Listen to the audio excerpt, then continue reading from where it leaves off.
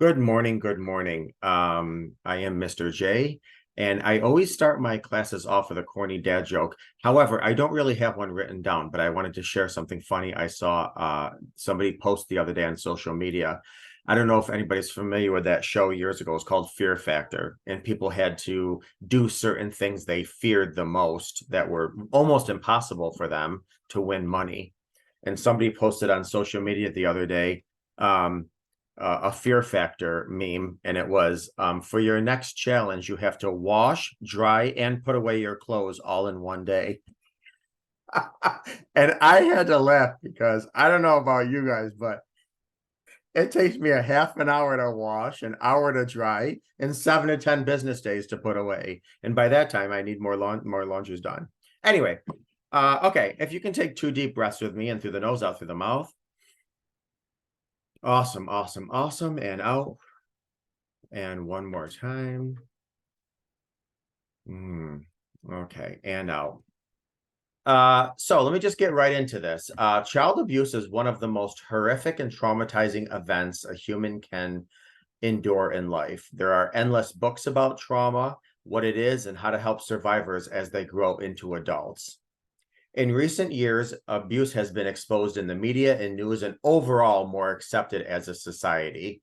We are more aware of trauma in general and the abuse trauma causes, or the trauma that abuse causes. More research has been carried out to understand how the brain is altered in a child that is traumatized versus a child growing up in a loving and supportive home. And of course, that's on a spectrum too. There's severe abuse, Leave It to Beaver family, although that really doesn't exist. It's a TV show. But I wanted to give a brief class today on childhood trauma, as childhood trauma often shows up in both the betrayed and the betrayer. And maybe you too fall into one of these categories. Have you ever wondered why you were different from your friends growing up? Why they didn't get shocked at loud noises and freak out over certain events or triggers? One of the things I think I shared before, I have CPTSD. And one of the things that I feel bad as a parent about, because I have kids, I have 2 young kids, and sometimes I'll be doing dishes in the kitchen and my kids will come in and start singing a song, or they slam a book bag or something, and immediately I go into fight or flight mode. And I've turned around and lost it on my kids quite a few times because of childhood trauma. So it's the triggers are with childhood trauma and CPTSD are very real. And it's I don't want to say it's a lifetime of healing, but really it's a lot of consistent healing that you may be dealing with for a while. It's been proven that childhood trauma impairs the development and functionality of the brain. If the trauma is severe, it can go as far as impairing speech, actually, so the child has no words to verbalize their traumatic experiences. So that is often why traumatized children can never explain what's going on. They simply can't. And not that I want to go off on a tantrum, but if our hippocampus, which is in charge of our memories, forms around the age of like 3, 4, 5, sometimes we have pre-verbal trauma where you can't even, where your body remembers the trauma, but you can't express it because it was before explicit memory was formed. You have implicit memory, but that's a whole other class. Okay. Parts of the prefrontal cortex in the brain can be damaged by prolonged childhood trauma, which reduces the brain's ability to inhibit survival responses to triggers that are not threatening, which is why 2 people could be walking down the street and a car exhaust backfires and one will like duck behind a tree and their heartbeat, is going a million miles a minute, and the other person just carries on with their conversation as if nothing happened. This is what's called fight or flight or freeze state. Being in the survival state can have significant effects on how a child behaves. A child can misunderstand neutral facial expressions as threatening, and hostile voices can completely dysregulate the nervous system. There are some kids where you could raise your voice and have a temper tantrum and slam things and they don't think anything of it. And then there's other kids where they have a panic attack because of raised voices, because their nervous system has been so altered from childhood trauma. A traumatized child can anticipate less pleasure in completing tasks and achieving goals. And this is for various reasons, but I'll save that for later. A traumatized child can have an increased level of cortisol in the body. Now, cortisol is the body's stress hormone, and it's a bit like your very own alarm system. So cortisol works with parts of the brain to control your mood, your motivation, and your fear. Once the stress is gone, the cortisol levels would normally reduce in the body. However, that doesn't work the same way in a traumatized child who is constantly stressed. They're constantly releasing cortisol. And that is not good for your brain or body, because cortisol really should come back to a neutral place, but it's almost impossible to come back to a neutral place with trauma, a traumatized child, and especially a child that's living in an environment where they're marinating in trauma. The cortisol just could never stop being released. And this changes your brain. The increased level of cortisol can affect the hippocampus part of the brain. The hippocampus is part of the limbic system in the brain, which is responsible for regulating emotions, learning, and memory. If the hippocampus is affected by trauma, it could lead to a child finding it difficult to pay attention in class and learn new skills. I was a teacher for many years, and I taught special education, and I taught children with emotional dysregulation, emotional disorders. And it's when you are trying to teach a child who is in a constant state of hyper focus and hyper awareness, it is very difficult because every second of their day was, where am I going to get the next meal to survive? Am I going to go home and get beat or murdered or killed? Am I going to get sexually violated on the way to school or even in my home? So they could give a crap what 4 + 4 is. So it's very difficult to live sanely if you are marinating in trauma as a child. The ability to solve problems and think logically about things is another area that's affected. One of the most important areas that is affected is the child's ability to self-soothe and reflect on actions. So a lot of times, somebody who, let's just say, was raised in a more typically or healthy environment, they learn ways to self-soothe. Childhood trauma brings on unhealthy ways to self-soothe: smoking, vaping, drinking, all these other things. And let's face it, and everything I just said is oral: smoking, vaping, drinking, drugs. It's all oral, because kids that self-soothe, usually at a young age, they'll suck their thumb, and that's how they self-soothe. Unhealthy children learn to cope in unhealthy ways by usually substance abuse. So it means that when something happens, it can take a very long time for a child to calm down. Their heartbeat stays elevated and not in control. And long after the actual danger has passed, they're still feeling the effects of it. And again, if they're marinating in trauma, the nervous system could never get to a what's the word? It's oh Lord, there's a word for it. It's a central vagal state. And that is where your rest and digest is. Kids can very rarely ever get tap into that central vagal state.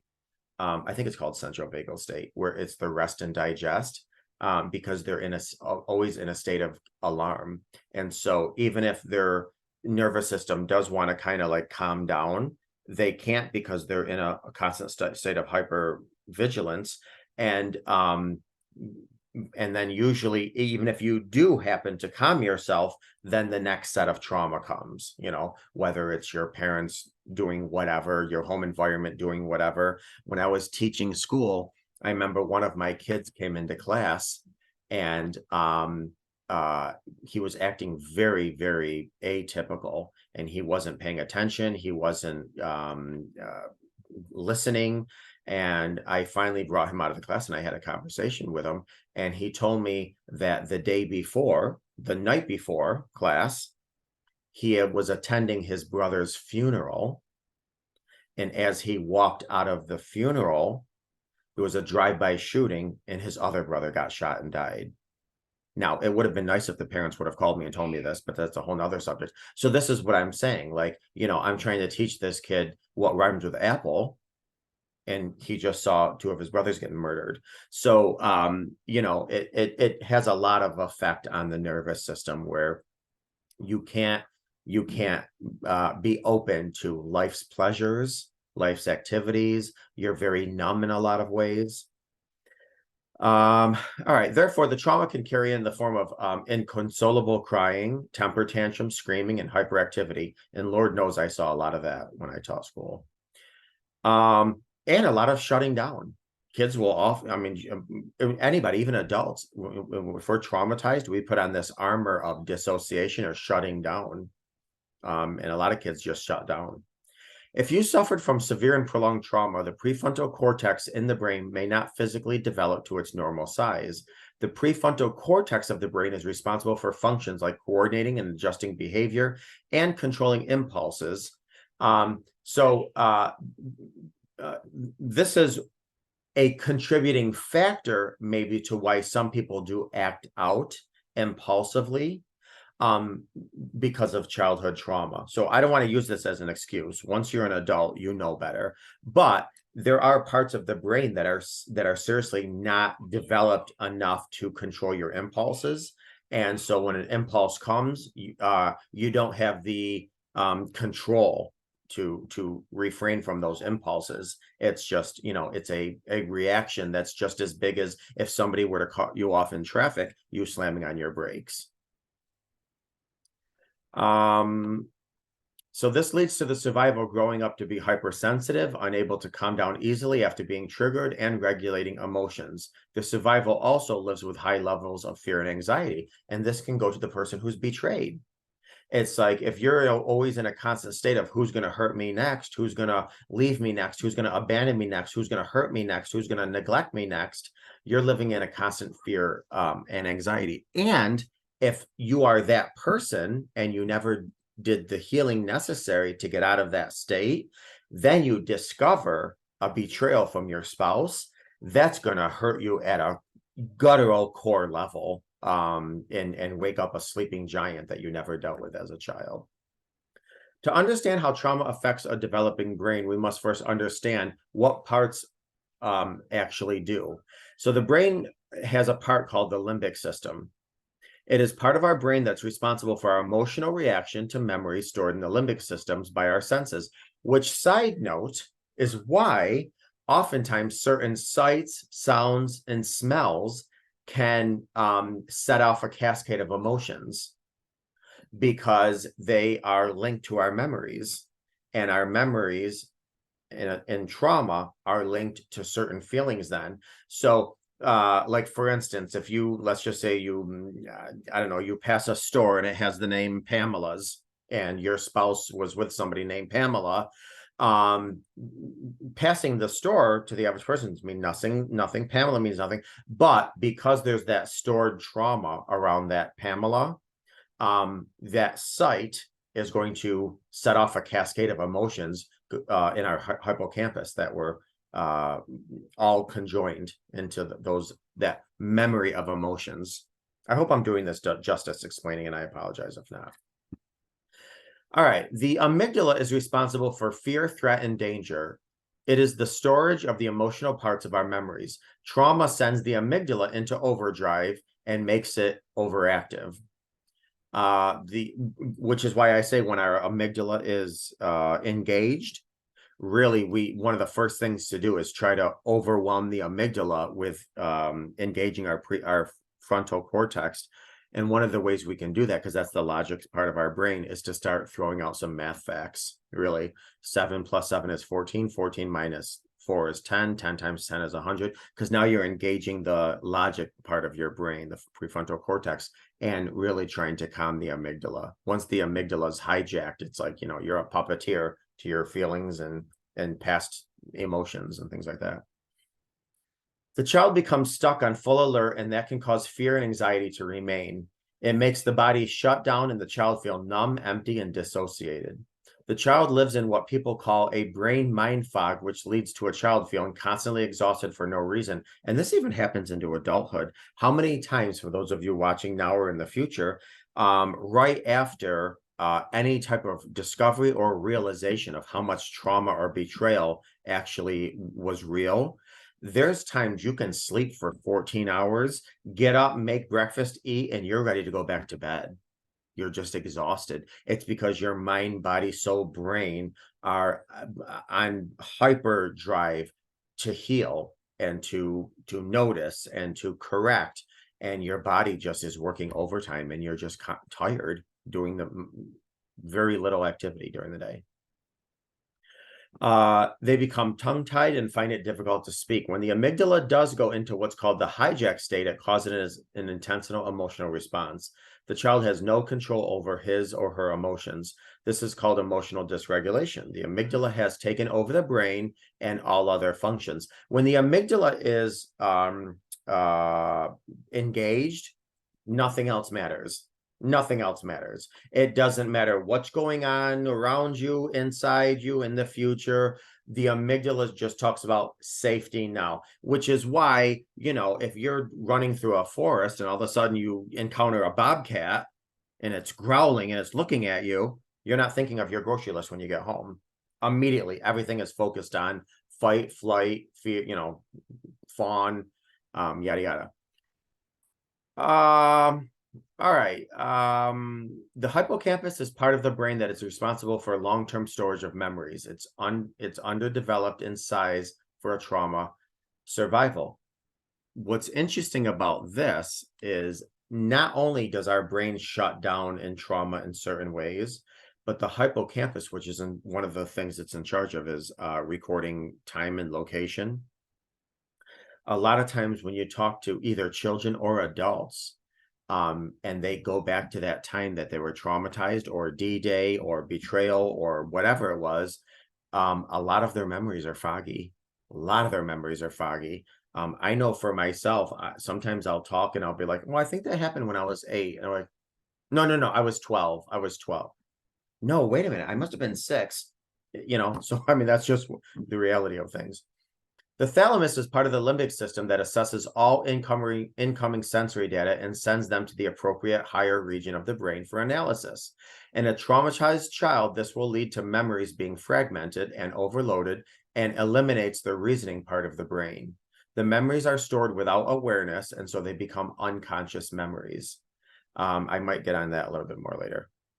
Traumatic experiences cause physical damage to the brain. A traumatized person feels a lack of emotional security. And this actually poses a challenge for both the betrayed and the betrayer as adults. Sometimes the betrayer doesn't feel emotional security, and so they'll go out searching for something to fill that void. And you're never going to fill that void by stepping out. But it's also often, quote, filled by unhealthy activities. And for people on the other side, if they suffer with any type of a lack of emotional security, oftentimes their partner is the only emotional security that they've allowed in. And then they discover their partner disrupted that little emotional security they had. Now you've just really caused a Grand Canyon size hole in somebody's insecurities already. So they also often develop an avoidant attachment style of living, avoiding interactions altogether because they cause too much anger and aggression. I say this all the time. You know, sometimes I equate this to a professional cook who one time says, oh my gosh, I got really, really burned by an oven and it hurt so bad I'm never going to cook again. I get that and I understand that, and they have every right to do that. The problem is they're missing out on so many beautiful dishes of food, and people that do close up, and I understand this is sometimes unconscious, subconscious, and it's a way to make yourself safe. I get that, but doing the work will also make you enjoy life to its fullest. just like that chef will make you enjoy your dishes to the fullest. So kids in this space feel rejected by society because they have learned to be cautious too, and in life. And in every area, traumatized kids are astronomically cautious. Now, I would say there is a caveat to that. Some kids could actually do the opposite. Some kids, after they're abused, they're very shy, they're very quiet, they're very to themselves, yeah. Then there's the other extremes. Kids who were physically abused often go out and cause tremendous amount of violence to other people. Kids that were sexually abused might go into sexual compulsivity as teens or adults, or even act out sexually quite a few times. As an adult, you can overcome dissociation by starting to come to terms with your childhood abuse. Dissociation means the way the brain copes with too much stress. So just knowing and accepting that the abuse happened is a huge milestone to take, which is why radical acceptance is so important. The difficulty with radical acceptance with childhood abuse is the whole hippocampus thing, is sometimes things aren't remembered, which is why some people opt to do some EMDR or hypnotization, to try to go back to the unconscious and relive some of those memories or tap into them. Knowing what happened in the past, one of the crucial things is knowing that what happened in the past is in the past. It's no longer here to threaten you, or it can't threaten you. You can be reminded of it to inform you of maybe this is some more work I have to do, or inform you that, what have you, but it's not here to threaten you anymore. The threat is gone. So, a survivor that has to find a way to respond and move on from the injustices made from the trauma is crucial. This can take years to do and a lot of consistent work. The last part of healing is to start finding meaning to your new experiences and grow from them. And this is what I tell people all the time. What happened to you, this isn't a professional term. What happened to you sucks. That's my professional term. It sucks. It was lousy. It was unacceptable. It was inappropriate. It sucked. That said, it happened. Can you take the lessons from that and apply that to what good came out of the lessons, not the act, because you wouldn't wish that on your worst enemy, but the lessons of what you did good. So are you more of an empathetic person? Are you more of a stronger person because now you have and enforce your boundaries? What good did you do with the lessons that came out of this horrible situation? The brain must receive new information and stimuli repeatedly, which is why I say when you get a trigger, to really reframe that narrative, oh, okay, thank you, amygdala. I appreciate, you informing me about what happened and letting me know it's a part of my past, but it is a part of my past. And now I'm doing this. I mean, so really to try to put new memories, and they really should be positive, to create new neural pathways in the brain. One of the things I found helpful is to take omega. I don't know about you guys, but I take omega-3. It's fish oil. Because my brain's probably been so damaged from childhood trauma, and that's one of the things that I take consistently. Can I tell you it's worked? I don't know, but I'm still taking it because studies have found that omega-3 does help with brain growth and brain function and brain neuroplasticity. So, it's able to be malleable so you can change and grow and improve and heal. Also, just a friendly reminder, a lot of good deep sleep is crucial to the brain's healing and development. So remember, healing a lifetime of hurt and trauma will take time. Be mindful and open to your suffering. Be kind to yourself and try to have a positive attitude. Retrain your brain to think and speak positively to encourage positive habits, no matter what it is. Be very careful with negative self-talk. You don't want, other people gave you pain. Don't give yourself a lifetime of unnecessary suffering with your negative self-talk. The brain is malleable, as I just said, and time and again, many have proven that anyone can live with CPTSD and still lead a happy and rich life. You might have to learn some tricks to live that happy and wonderful, safe life, but it's definitely doable. Definitely doable. So I hope you got something out of this class. I know it was a lot, so you might have to ponder it, and all of a sudden something will come later and say, oh wow, yeah, that does sit with me. Or I can understand why somebody acts that way, one of my coworkers or one of my family members, because of A, B, and C.